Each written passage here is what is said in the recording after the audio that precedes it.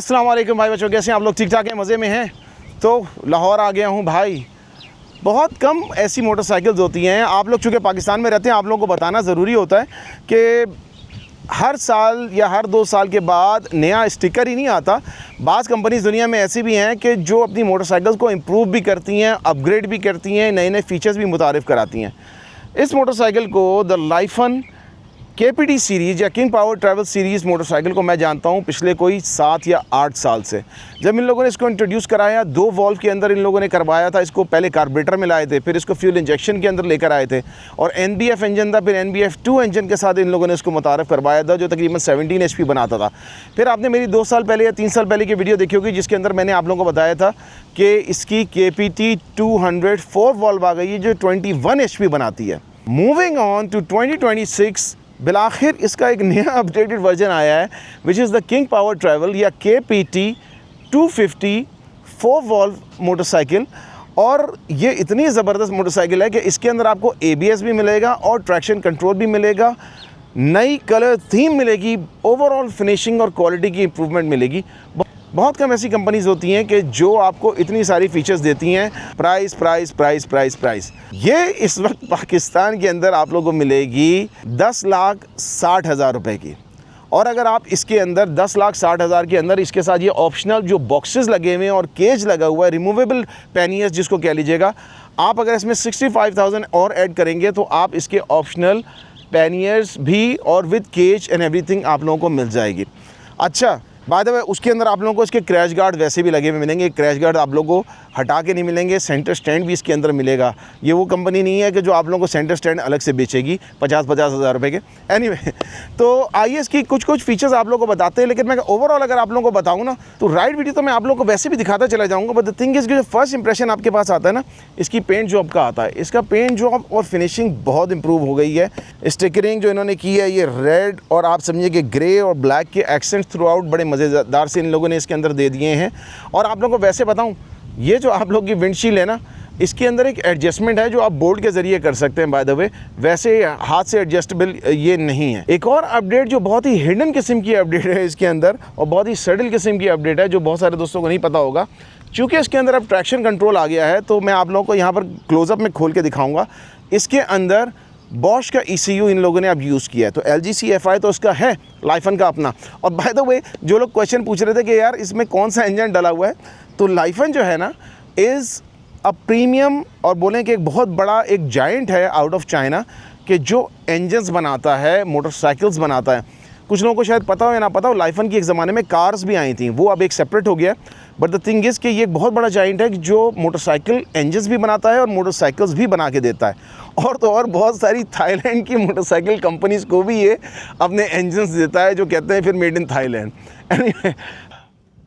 Engine का अगर आप लोगों को मैं बताऊं ना, कि जिसको लोग अक्सर हाइपर क्वाड्रा और पता नहीं क्या क्या कहते थे, ये इनका लाइफन का एक बहुत बड़ा लेजेंडरी इंजन है।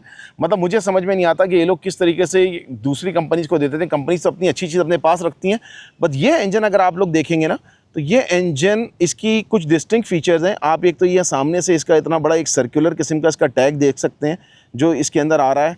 ओवरहेड कैम है, ये सिंगल ओवरहेड कैम है, 4 वॉल्व हैं, ठीक है। तो आप यहाँ से इसको एक अंदाज़ा लगा लीजिएगा। इंजन की आप अगर फीचर्स देखेंगे, 249 क्यूबिक सेंटीमीटर लिखा हुआ है, और ये 3 आप फिन्स देख सकते हैं। दीज आर द साइंस कि ये लाइफन का इंजन है। कौन सा? NRF 250 engine, also known as the K29 engine, ठीक है। अच्छा, ये इसकी वाटर बॉडी है ज़ाहिर है यहाँ पर, और ये देख सकते हैं रेडिएटर वगैरह इसका है, यहाँ पर ऊपर जा रहा है, और यहाँ पर आपका ये ऑयल फिल्टर वगैरह है। अच्छा, ये जो क्लच वाली हाउसिंग है ना, बाज़ औक़ात मैंने आप लोगों को चूँकि बताया कि लाइफन इज़ अ जायंट, तो ये बाज़ कंपनीज़ अपने लिए जब मंगाती हैं तो अपने हिसाब से ये वाला जो पार्ट होता है ऊपर का क्लच की हाउसिंग वाला पार्ट, ये अपने हिसाब से चेंज कर देते हैं, अपनी ब्रांडिंग लिखवा देंगे।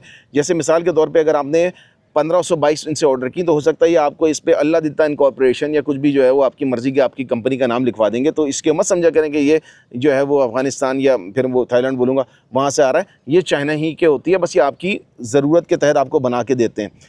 Very powerful engine, makes 29 HP, high RPM के ऊपर भी जाता है। लेकिन इनसे बढ़ के मैं आप लोगों को एक और चीज़ बता देता हूँ कि चूँकि इसमें ट्रैक्शन कंट्रोल है और ABS है, तो मैं आप लोगों को इसका ECU खोल के दिखाता हूँ ताकि आप लोगों को पता चले कि इसके अंदर जो है वो पहले आप लोगों को बॉश का ECU दिखा दें, ताकि आप लोगों को पता चले कि भाई हाँ, मैं अपनी तरफ से बात नहीं कर रहा हूँ। ये जो कॉर्डियल के टायर्स हैं, इन्होंने इसको अपडेट किया है और थोड़ा सा अपग्रेड किया है। फ्रंट का टायर आप यहाँ पर देख रहे हैं तो ये आप लोगों को थोड़ा सिमिलर लगेगा, लेकिन थोड़ा सा इनको यहाँ पीछे ला के दिखाइएगा। ये जो कॉर्डियल का टायर है ना, यहाँ से पीछे से घुमा के दिखाएं, ये जो कॉर्डियल का टायर है, this is very good tyre. और ये आप समझें कि 60-40 टाइप का टायर इन्होंने अब दे दिया इसके अंदर। तो 60% on road, 40% of road tyre है। और यहाँ पर मैं आपको नीचे से ही दिखाऊं तो आप देखिए कि इसकी ग्राउंड क्लियरेंस, बाज़ दोस्तों को क्वेश्चन था कि इसकी ग्राउंड क्लियरेंस कम होगी। बड़े आराम से मैं इसको चला के आया हूँ। थोड़ा बहुत ऑफ रोड अगर हुआ तो आप लोगों को दिखा भी देंगे। इसके अंदर इसकी 180 mm 18 सेंटीमीटर ग्राउंड क्लियरेंस है। जो सुजुकी GS 150 वगैरह हो गई उसकी 160 mm होती है, तो उससे 20 mm या 2 सेंटीमीटर ज़्यादा इसकी ग्राउंड क्लियरेंस है, which would be more than enough. Upside down focus हैं। और एक चीज़ जो अक्सर दोस्तों को क्वेश्चन होता है और एक प्रॉब्लम भी था जो मैं इसको एड्रेस भी करना चाहता हूँ कि बाज़ दोस्त हमारे हैं जिन्होंने मोटरसाइकिल्स ये ली हैं, लेकर नॉर्दर्न एरियाज़ पे चले गए और उनको इसकी बहुत सारी फ़ीचर्स का नहीं पता था, तो उन लोगों को एक इशू आया। हमारे बाइकर यूज़ पाकिस्तान में भी एक दो दोस्तों ने इस बारे में अपनी वीडियो लगाई थी, तो मैं आपको यहाँ दिखा देता हूँ उनका जवाब कि ट्रैक्शन कंट्रोल कैसे ऑफ़ किया जा सकता है। बाज़ औक़ात होता ही है, इसका ट्रैक्शन कंट्रोल इतना एग्रेसिव होता है कि अगर आपके टायर में हवा कम हो और गाड़ी हल्की सी भी स्लिप हो ना, तो ट्रैक्शन कंट्रोल 60 से अबव की स्पीड पे आपके ऑफ हो जाता है। बट राइट नाउ अगर मैं इसके दोनों बटन्स को दबा के रखूँगा, आप ये देखें, 1 2 3, ये देखें, ये आ गया। अब जब मैं इसको स्टार्ट करूँगा तो मेरा ट्रैक्शन कंट्रोल जो है वो ऑफ हो जाएगा। अब यहाँ पर ट्रैक्शन कंट्रोल की लाइट जलती रहेगी। जब मैं इसको चलाऊँगा आफ्टर लेट्स से 10 किलोमीटर/आवर और समथिंग की ज़्यादा की स्पीड से, तो ABS तो ऑफ हो जाएगा, लेकिन ट्रैक्शन कंट्रोल की लाइट जलती रहेगी, जिसका मतलब यह है कि ट्रैक्शन कंट्रोल इज़ ऑफ और ये डिस्कनेक्ट हो गया है इस वक्त। एक क्वेश्चन तो दोस्तों को होता है कि यार क्या इसका ABS ऑफ हो सकता है? तो अभी इसका जो है वो, चूँकि ABS जो है वो स्पीड सेंसर के साथ होता है, तो वायरिंग उन्होंने सेम दे दी है, तो ABS का ऑफ का ऑप्शन इसके अंदर नहीं है। Hopefully in the future model इसके अंदर आएगा।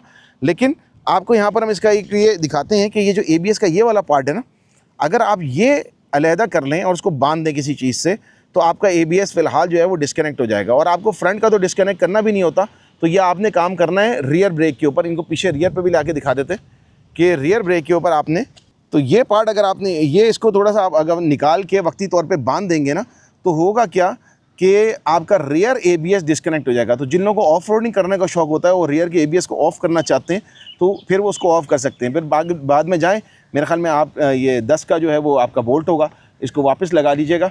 तो ये बेसिकली वर्क अराउंड मैं आप लोगों को बता रहा हूँ। अच्छा, बाकी इसकी स्पेक्स मैं आप लोगों को इंशाल्लाह लिख के बता दूँगा। स्पेक्स मैं बताऊँगा, उसकी वजह ये है क्योंकि बहुत सारे लोग अपनी तरफ से ChatGPT वगैरह से लेके इधर उधर से कुछ स्पेक शीट बनाते हैं और वो इनएक्यूरेट होती हैं, और फिर वो समझते हैं कि जनाब ये स्पेक शीट्स से जब मैच करेंगे हमारी बातों को तो कहेंगे यार ये होता है। याद रखें कि ये कंपनी, मैंने आप लोगों को बताया ना कि ये हर मुल्क में डिफरेंट किस्म की चीज़ देती है बेस्ड ऑन कस्टमर नीड्स।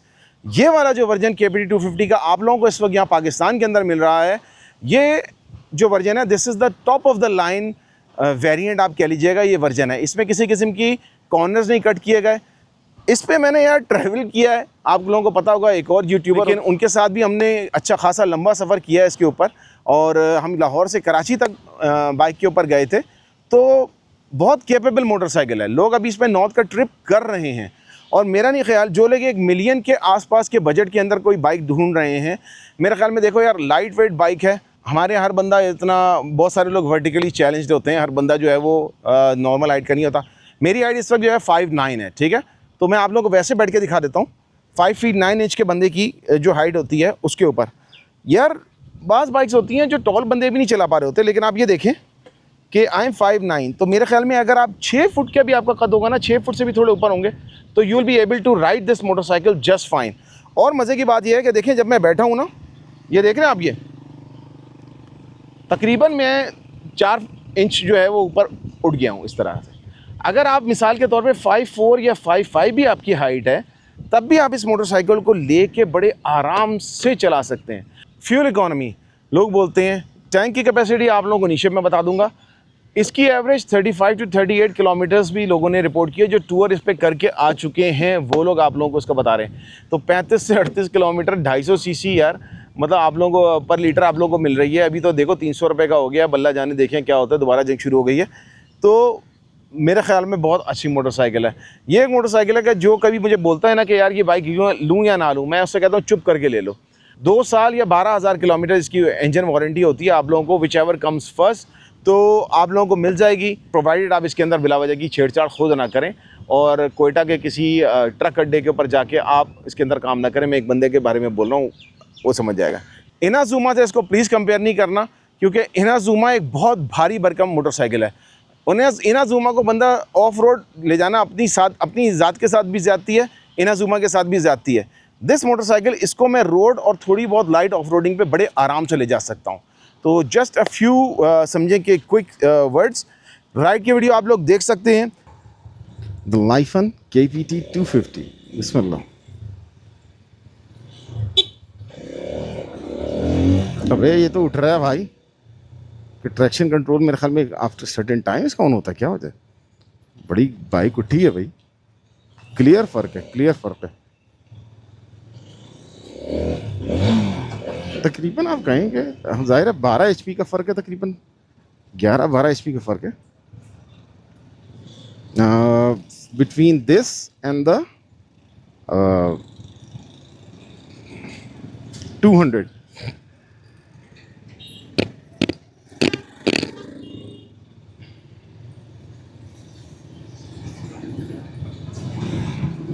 एक तो यार ये लाहौर में रिकॉर्डिंग मेरे लिए ये बड़ी अताब हो जाती है कि बंदा रिकॉर्डिंग करे तो कैसे करे। जैसे ही निकलो इतना ट्रैफिक। कराची में भी यही है।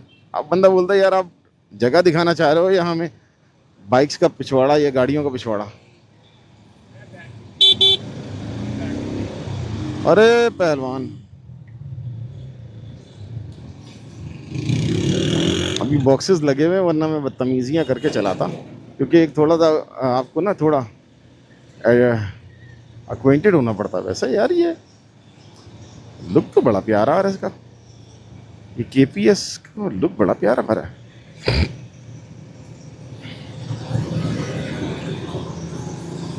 अच्छा, हैंडलिंग तो जाहिर है कि इसकी मज़ेदार है ही, क्योंकि मुझे अच्छी लगती है। द थिंग इज़ कि इन्होंने इसमें चूँकि बॉश ECU यूज़ कर लिया है। कहाँ जा रहे हैं लोग? तो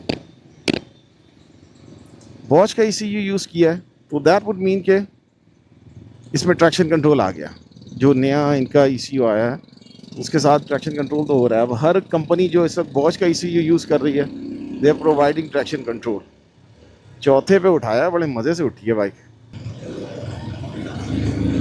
व्हाट्स इंटरेस्टिंग इज़ के अभी इसकी एक दो इश्यूज़ थे, वो मैं आप लोगों को वैसे बताऊंगा। जो इसमें डिस्कवर हुए थे वो इसकी फ़ीचर थी जिसको एक दो लोग जो थे थॉट, उनको इसका आइडिया नहीं था तो वो जाके इसको इस बाइक को नॉर्थ पे देगा अचानक से, और बाद में उसको इसका पता चला, तो दैट इज़ देयर। लेकिन बात यह ना कि यार ये एक्स्ट्रा पावर तो बड़े मज़े दे रही है मुझे। मतलब जैसे आप यार एक नया इंजन विद डिफरेंट ट्यूनिंग और ट्रैक्शन कंट्रोल इसमें ऐड हो गया है, तो बाइक की हैंडलिंग डिफरेंट हो गई है। दिस इज़ नाइस, ये एक्चुअली मज़ेदार हो रही है बाइक। और अगर आप KPT 200 से 250 पे स्विच करते हो, और इतना कोई ज़्यादा पैसे का फ़र्क नहीं है यार, 250 पे आ जाओ। 200 जिसने चला ली, ठीक है। और मुझे जो एक थोड़ा सा वो है कि ये लो बदतमीज़ी, बिस्मिल्लाह अस्तगफिरुल्लाह। तो मुझे एक कंसर्न जो हमेशा रहता था वो ये था कि यार specially with the K29 engine जो था, जो इसके अंदर अभी यूज़ हो रहा है, द 29 HP वर्जन, अभी आपने देखा था एक थाईलैंड के ब्रांड में भी आया है, उसमें थोड़ी सी वाइब्रेशन फील होती थी।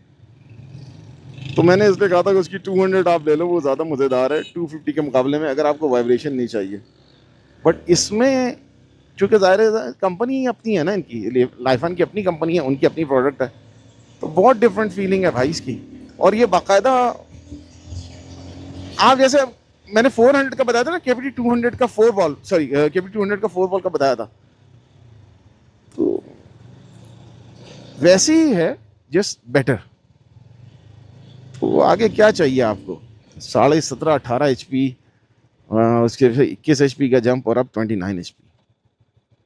Worth it. थोड़ा और चलाऊंगा मैं इनसे जिद करके, और इसका वेट भी आप लोगों को चेक करके अभी बताता हूँ। OW मोटर स्पोर्ट्स से आप ये ले सकते हैं। लाहौर में और इस्लामाबाद में इनके डिस्प्लेज़ हैं। कराची में ये डिलीवरी प्रोवाइड कर देती हैं। आप इंशाल्लाह कांटेक्ट कीजिएगा, मैं आप लोगों को बता दूंगा। कराची में भी जो है इसकी डिलीवरी आप लोगों को मिल जाएगी। पार्ट्स, सर्विस, मेंटेनेंस भी अवेलेबल हो जाएगी तीनों मेजर सिटीज़ के अंदर। तो स्टे ट्यून गाइस, एक बहुत अच्छी मोटरसाइकिल इसके बाद आ रही है। अभी ये कहते हैं ना, इब्तिदाए इश्क है, रोता है क्या, आगे आगे देखिए होता है क्या। अभी तो इब्तिदाए इश्क है। एक जो बाइक आने वाली है वो थोड़ा मुझे भी उसके बारे में मेरी राल बह रही थी, वो आप लोगों को नेक्स्ट वीडियो में दिखाते हैं। टेक केयर, अल्लाह हाफिज़, ride safe, wear a helmet.